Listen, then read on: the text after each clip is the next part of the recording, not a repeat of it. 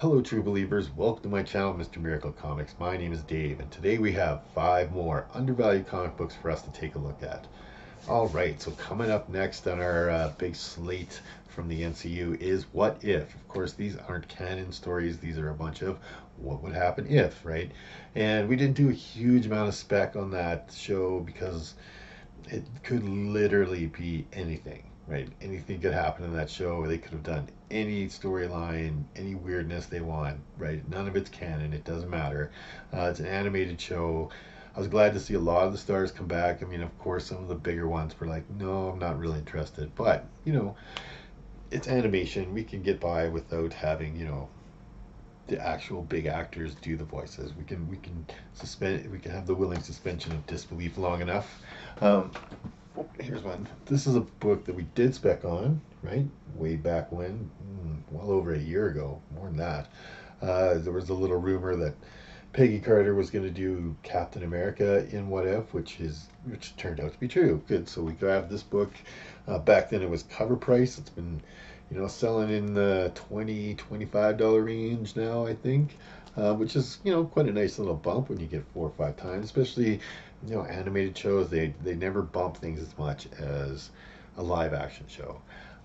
Right now, all the live action stuff is going to be in the theater, right? We're gonna Shang-Chi and then Spider-Man Far From Home and Venom 2, and those are kind of going to be the live action ones. We're not going to get a live action one until we hit around the holidays, around the American Thanksgiving, November 24th, I think Hawkeye is supposed to come out. So there'll be a little bit of a, switch from streaming shows to movies for speculation and have a little bit of a slowdown before they ramp back up and Disney goes crazy with all this stuff again. Anyway, yeah, I'm interested to see the Hawkeye TV show. We'll have to see. Loki's gonna be a hard act to follow, in my opinion, but still interested. Still gonna watch it, of course, just like everybody else. So let's get into our list. What are we gonna do? Yes, let's start with this one. So there has been another rumor. Again, this one keeps persisting and persisting and persisting. And the first book that we're going to bring up on the list, it comes from 2017, and it is Secret Warriors #1. And why are you not focusing? Focus. There we go. So why Secret Warriors #1? Because this is the first team appearance of the second team of Secret Warriors. Uh, and it makes more sense that they're going to set up this team rather than the team that does their appearance here, right? This was a book that a lot of people spec'd on way back. You can see I paid $3 for my copy. I think I actually paid less than that. Anyway, this team that appears here as the Secret Warriors is an odd mix of very C-list or nobodies that would not make sense to pour a bunch of money from these guys, right? Phobos, Yo-Yo Rodriguez, JT Slade, Sebastian Druid, and Jerry Sledge, and Quake, of course, make their up of the Secret Warriors here in this book. And I know a lot of you guys were just like, who? Right, exactly. Exactly. Some of them do have, Marvel histories and go on to do stuff, but they're not, none of them are major characters, none of them that. So why would you set them up for and spend $100 million on a movie for them? You wouldn't, right? If you were going to do something with Secret Warriors, or maybe not a movie but maybe a streaming show, it seems a lot more likely that you're going to use this team, which comprise of Quake, who we've seen in Agents of Shield, Camille Khan, who of course is slated to get her own streaming show, Moon Girl, Devil Dinosaur, they're going to get their own animated show, Karnak, who is an Inhuman, he was in that terrible Inhuman show. So right, they have all these guys established already. You already got their origin stories out, who they are, all this stuff. Now you want to do a team movie, right? That's the team they're going to do. You wouldn't want, it just wouldn't make sense to spend all that money on try and make stars out of all these C-list characters. I know Guardians of the Galaxy or whatever went off, but I mean that was special. That was odd. Yeah, so take the characters that you already developed, people are familiar with, They don't have to be like, who's that person? What's going on with this? How did that person get superpowers? All that stuff would have been established already, and you just do a great movie. Knock wood, right? It's all the Secret Warriors, and it's this team that you would do that with, not the other team. So yeah, from 2017. Oh yeah, maybe I should tell you how much you should pay for this book. Price of this book have not moved very much at all. I can see here, I paid $5 for that guy, right there. Got it right out of the bins of my LCS. Currently, that's still around. You know, you're gonna pay around the $5 to $10 range for a mint condition copy of this one. I think if the Secret Warriors does get something done with them, and we see a team, some sort of shot with or a connection where it puts all that in, like a rumor or anything that puts all of those guys into a team, this book's going to be the one that takes off, and this book's going to be the one that starts to drop off in price pretty quickly. If you do have this book, this might not be that bad of a time to flip it, right? With the rumor being so strong right now. Or hold on to it, or whatever. It's your collection. I'm just offering some helpful advice. Yeah. So from 2017, Secret Warriors Volume 2, number 1, first appearance of the second team of Secret Warriors, and yeah, look to pay $5 to $10 for this guy. Ooh. All right. Now, one of the characters I didn't mention that were part of the Secret Warriors team is a character named Inferno. All right, so Inferno, he gets hit by the Terrigen Mist. He becomes like Omega level, fire guy. He makes his first appearance here in a book called Inhuman, number 1, from 2014. So, if you've got all these established characters, maybe you want to soft boot a couple of them. Maybe you want to redo what Karnak was or whatever. But you may also want to introduce 1 or 2 new characters, right? Start building that repertoire of guys.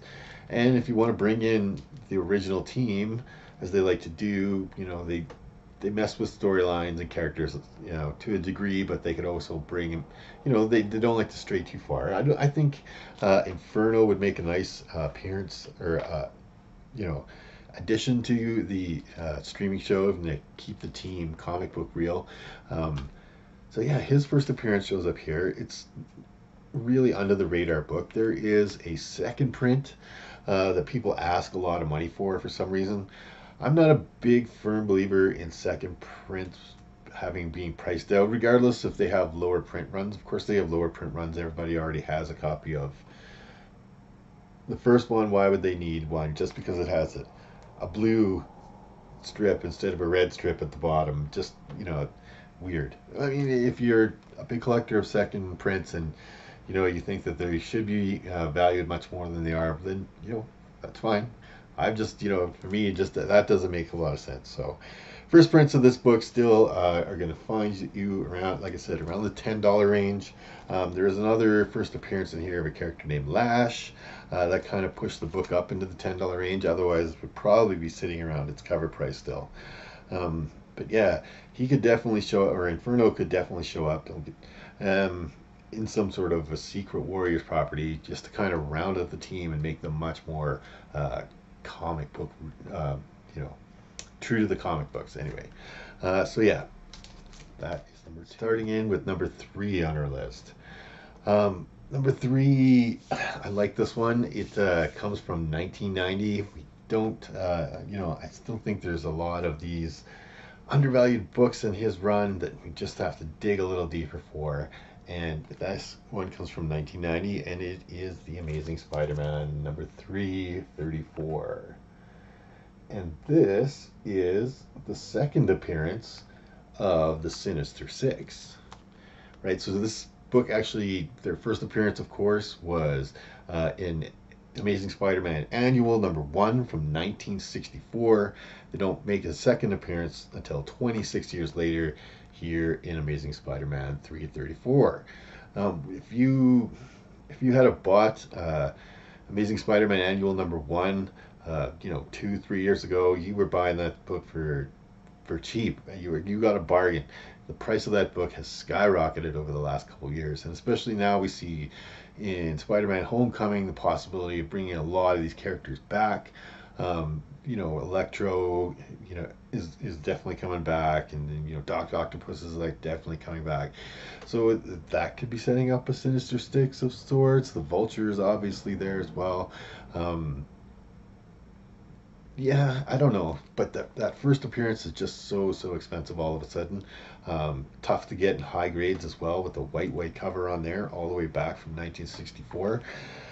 Alternatively, I've seen a lot of second appearances gain in price, right? Quite a bit, just based on the fact that the first appearance got so expensive that you kind of had to jump over to the second appearance to see a little bit of that rise. So this book can easily be had for dirt cheap, right? You're looking at $5 to $10 still for this sort of era of Amazing Spider-Man. Lots of print runs on this, like high print runs, right? This is never going to be a super huge book, again, being a second print as well. But I can definitely see it rising off the $5 to $10 mark to, once people start to realize, I like the Sinister Six. Their first appearance is way out of my price range. Maybe I'll grab their second appearance, and their second appearance is so much cheaper. And 26 years later, you can get nice mint copies of this, right, for $5 to $10, no problem. I like it. I mean, the Sinister Six is obviously going to make some sort of comeback here. Whether it's a long revival that goes on with them, it's unknown, right? Maybe it's just a multiverse thing that they do for this one movie.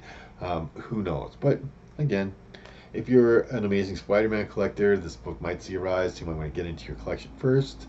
If you're a Sinister Six fan, this is a nice alternative to having to grab the first appearance, which has gotten quite expensive.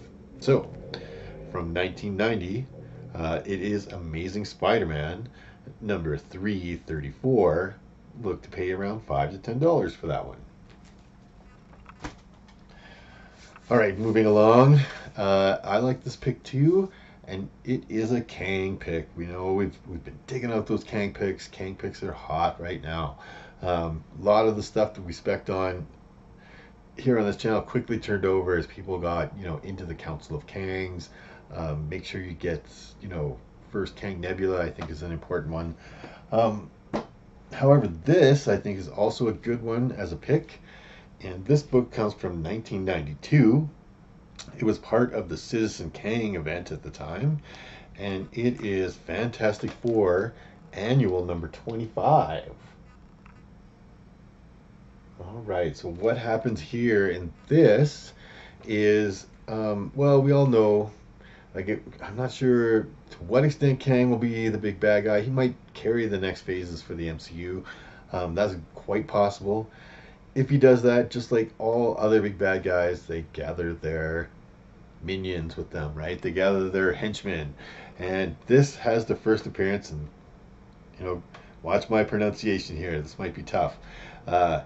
Anachronauts. Anachronauts? I think that's pretty close. Or is that an R? Anachronauts. All right.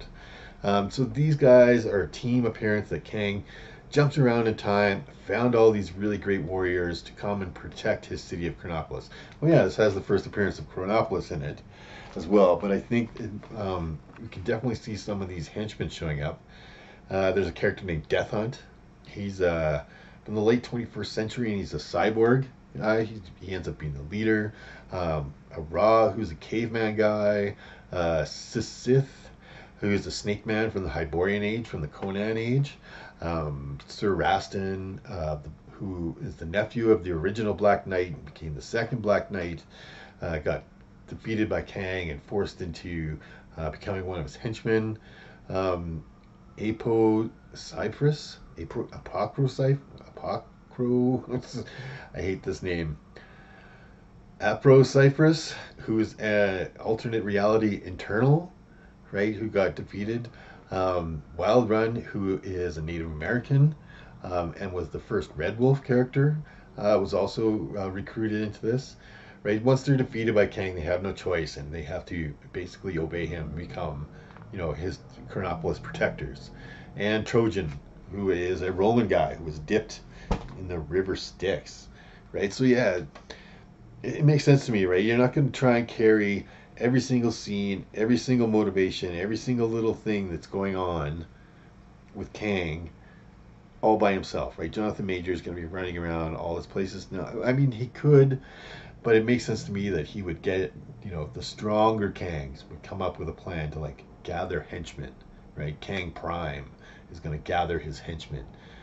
Gives Marvel a chance to expand on characters, put out hopefully, more T-shirts, more toys, more other ancillary things that go along with movies that sell and make a lot of money.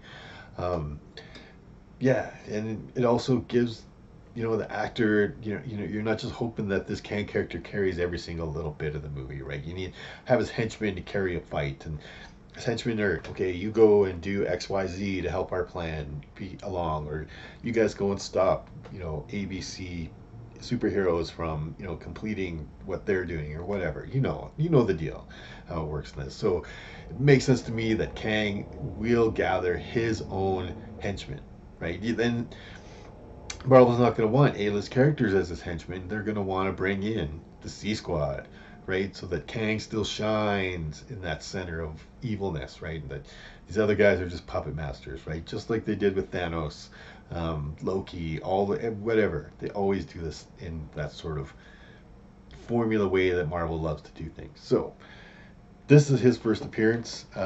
Price on this book currently, you're gonna find it $10 to $20. Being the first Chronopolis, because of that little jot in there, and people aren't sure if Chronopolis is what's the TVA thing and stuff. So this book has seen a bit of a jump just based on that, but still $10 to $20 for a near mint copy in raw condition. This one's nice and near mint. I paid $22 for this one myself. Wanted to grab it. Maybe did I put 10 to 20? Maybe I should revise that. Maybe 15 to 25 would be a better estimate of where this book's going right now. Anyway, it's still undervalued even at that price. Good book to have. Definitely can see a big rise if there's any sort of these characters start showing up in as Kang's ancillary minions. All right. Whew. Let's go with the last book on our list, and it is the oldest of the books on our list. My notes here. And here we have from 1978, and it is Daredevil, number 150. And this has the first appearance of a character named Paladin. Yeah, Paladin is a great character.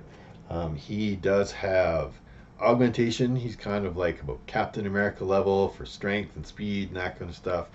He's a mercenary. Good, bad, it doesn't matter to Paladin. It's more about the cash, right? So he's worked with characters like Silver Sable and Spider-Man and Shield and all those guys, but he's also done villainous things and been a villain for hire and robbed people and worked for villains and stuff. It's just he's one of those highest bidder kind of mercenary characters that goes along, right? But he does have a lot of connection with Silver Sable. There's supposed to be a Silver Sable movie coming out. The MCU has also talked a lot about bringing in more street level characters. He would be a cool bad guy for a lot of these different street level characters. Very, easy to do, but cool, good fighter, right? Captain America sort of acrobatics and strength and whatnot. He can lift about a ton. I think this is a definitely an overlooked book. Tough to get high grades, of course, because lots of black on this cover. This one's not bad. It's probably a 6 or so. Yeah, prices on this book currently in this grade, they're probably going to find them around the $20 mark. Near mint ones, like I saw a 9.8 that sold for just over 1,200 US. So that's a big jump. That's a pretty impressive price, right? For a 1978 book, over $1,200. So when I see stuff like that, we've talked about it too. High waters make all ships rise, right? So when prices like that get realized, it gets people's attention, right? Like people start being like, oh, right, that's not a $300 book anymore. Like people are paying big bucks for first appearance of Paladin for no rumors, nothing to say the Paladin will ever be on any streaming show or whatever, right? I just think he's a cool character. I think he's got a lot of potential for that, right? There's a lot of streaming stuff coming up over the next few years. If they're going to do street level guys, if they bring in Daredevil, he's a great character to fight Daredevil. Um, Spider-Man, all kinds of people. Spider-Woman would have a trouble with Paladin, right? So I think it's a great pick, right? Very undervalued, underrated character Paladin is. Yes, so from 1978, Daredevil number 150. Look to pay $20 to $30 for a decent copy of this guy. I wouldn't pay $1,200 for a copy of Paladin, but if you have the means, please go ahead. Uh, yeah, so that's been our undervalued list for this episode. I appreciate everybody watching, and of course, just reminding you, Wednesdays are new comic book days, but every day is old comic book day. All right, this has been Mr. Miracle Comics. My name is Dave. Please like and subscribe. It really helps me out. Thank you, and I'll see you next time.